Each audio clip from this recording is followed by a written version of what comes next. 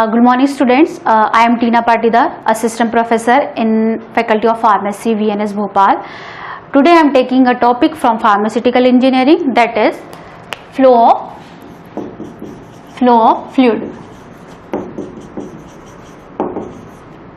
First we will see the definition of the fluid. What is fluid?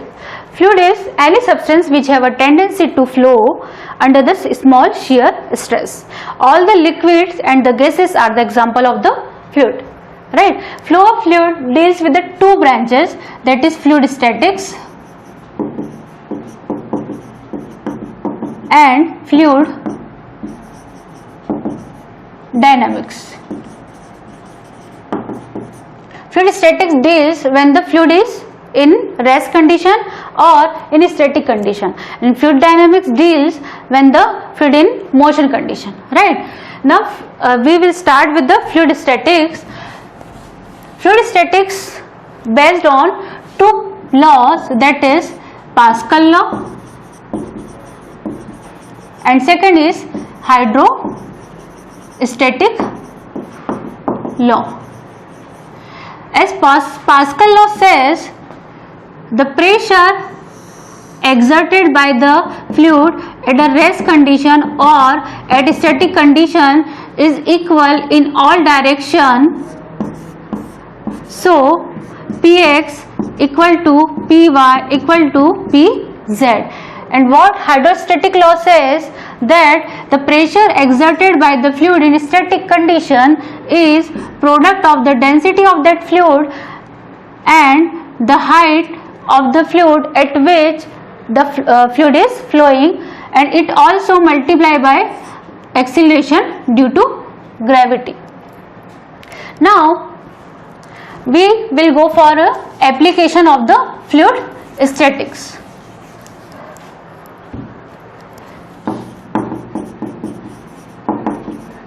Application is basically the manometer. Manometer is most commonly used for the measurement of the pressure difference. It is of three types. First is the simple manometer, second is differential manometer, and third is inclined manometer. Right, we will start with the simple manometer.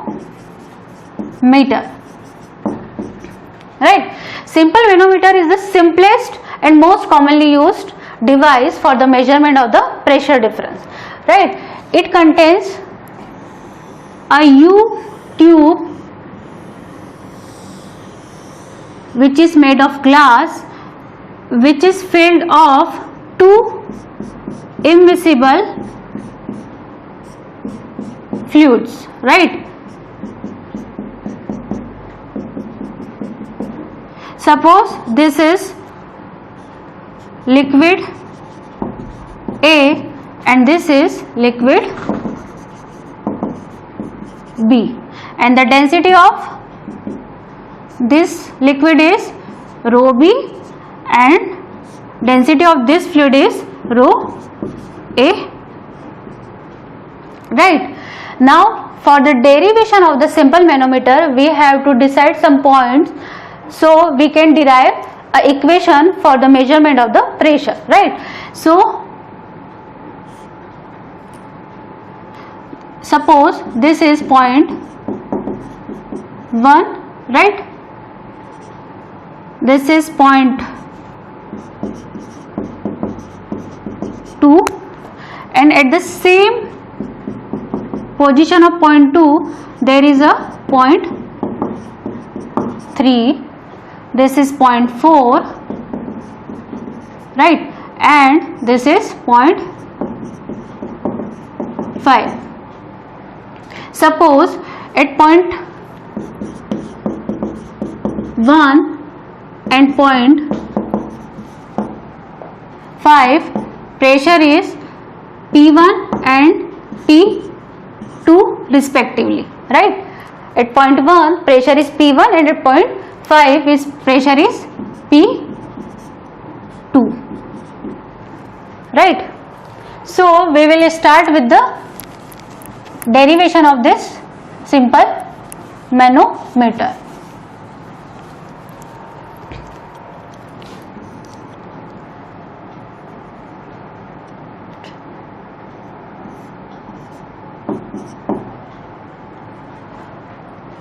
Right. So as we go towards the gravity, the pressure will be in positive direction. So we will add the pressures, and as we go opposite to the gravity, the pressure will be in negative. Right. So we will start from the point 1. So P1 plus, as per hydrostatic law, the pressure at point 2, this is point 2, the pressure will be rho B G. Right. First I will mention the height. This is H1, this is H2. So the height of this is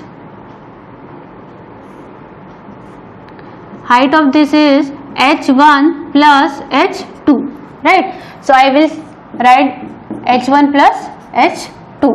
Next is point 3. The pressure will be negative, as we will going for opposite to gravity.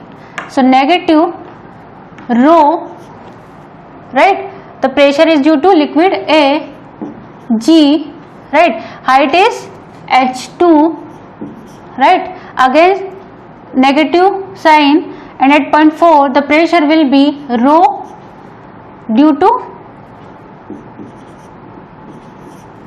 liquid B and G, then height will be H1, right? And that point 5 the pressure is P2, and as the system in its equilibrium and static condition, the sum of the pressure will always be in 0. So can I open the bracket of this?